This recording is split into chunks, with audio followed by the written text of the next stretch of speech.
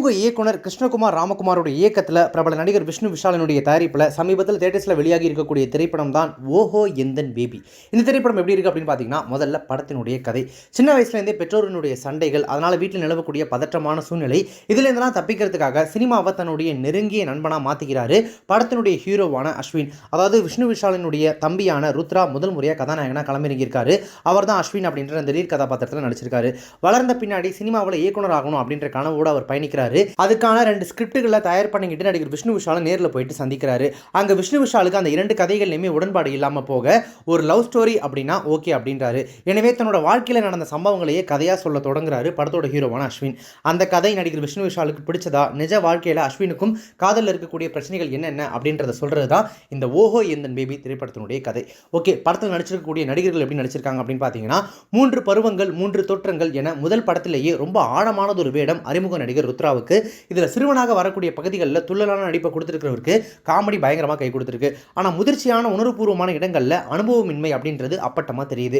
குடும்ப வன்முறையில் பாதிக்கப்பட்டு நடுங்கிற இடம், அதே ஆக்ரோஷமான குணத்தை தனது காதலன் கிட்ட பார்த்துட்டு நடுங்கிறது ஆகிய இடங்களில் தேவையான நடிப்பை கொடுத்து தமிழில் சிறப்பாக அறிமுகமாகி இருக்காங்க பாலிவுட் நடிகையான மித்திலா பால்கர். பல இடங்களில் அவங்கள்ட்டேருந்து ஒரு செம்மையான பர்ஃபார்மன்ஸ் நம்மளால் பார்க்க முடியுது. உண்மையாகவே இந்த படத்துக்கு அவங்களுடைய நடிப்பு ஒரு மிகப்பெரிய பலம் அப்படின்னு தான் சொல்லணும்.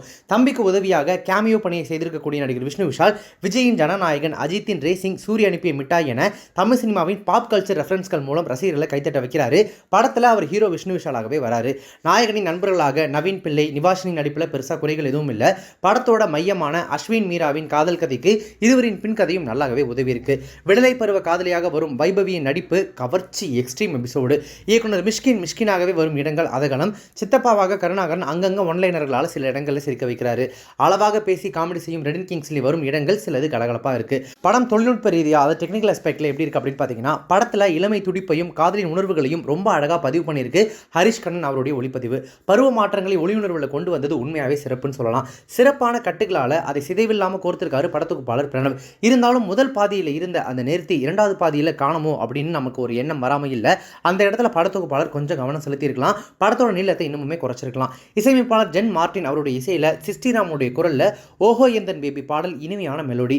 படத்தின் பின்னணி இசை காதல் காட்சிகளுக்கு நல்லாவே கை கொடுத்திருக்கு. சினிமாவுக்குள்ள ஒரு சினிமா அப்படின்ற ஃபார்மேட்ல காமெடி, காதல், எமோஷன் என்ற ஃபார்முலாவில் களமிறங்கி இருக்காரு இயக்குனர் கிருஷ்ணகுமார் ராமகுமார். இதில் அஸ்வின் தன்னோட கதையை சொல்றது, அதை விஷ்ணு விஷால் கேட்கிறது, இடையிடையே மிஷ்கின் வர்றது ஆகிய இடங்கள் எல்லாமே காமெடி ட்ரீட்மெண்ட். முதல் 2 காதல் கதைகளும் இன்றைய ட்ரெண்டுக்கு ஏற்ற மாதிரி ஜாலியாக சீக்கிரமாக முடிஞ்சாலும் கூட அதில் தன்பாலின ஈர்ப்பாளர்களை வைத்து வரும் நகைச்சுவையை கண்டிப்பாக தவிர்த்திருக்கலாம். முதல் பாதி பெரிய அளவில் பார்க்குற நம்மளை போர் அடிக்காமல், ரொம்ப நம்ம பொறுமையெல்லாம் சோதிக்காமல் ஒரு மாதிரி அப்படியே ஃப்ளோவில் ஜாலியாக போயிட்டு முடிய, இன்றைய இளைஞர்களின் உறவு பிரச்சனைகளை நேரடியாக அட்ரஸ் செய்யும் நீ டாக்ஸிக் அப்படின்னு சொல்லிட்டு ரெடின் கிங்ஸ்லி சொல்லக்கூடிய வசனம் ரொம்பவே முக்கியமானது. 2வது பாதி ஆரம்பித்த உடனே மிஷ்கினுடைய ஷூட்டிங் காட்சிகள் கலகலவென சிரிக்க வச்சாலும் முதல் பாதி அளவுக்கு 2வது பாதி பெரிய அளவில் ரசிக்கும்படியா இல்லை. எமோஷன் காட்சிகள் அனைத்துமே கிளீஷேக்களாக சுருங்கி நிற்குது.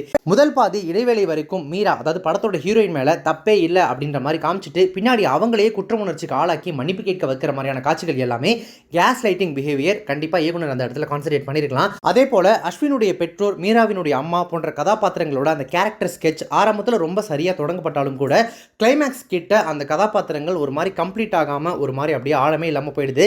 இந்த கதாபாத்திரங்களுக்கு இன்னுமே ஆழம் கொடுத்து எழுதியிருக்கலாம். மொத்தத்தில் இந்த ஓஹோ எந்தன் பேபி திரைப்படம் எப்படி இருக்கு அப்படின்னு கேட்டீங்கன்னா, மொத்தத்தில் படம் ஆரம்பித்த எனர்ஜியை இறுதி வரைக்கும் கொண்டு போயிருந்தாங்க அப்படின்னா, இந்த ஓஹோ எந்தன் பேபியை நீ வாரா எந்தன் பேபி அப்படின்னு அந்த பாட்டோட அடுத்த லைன் மாதிரி இன்னுமே ஜாலியாக கொண்டாடி இருக்கலாம்.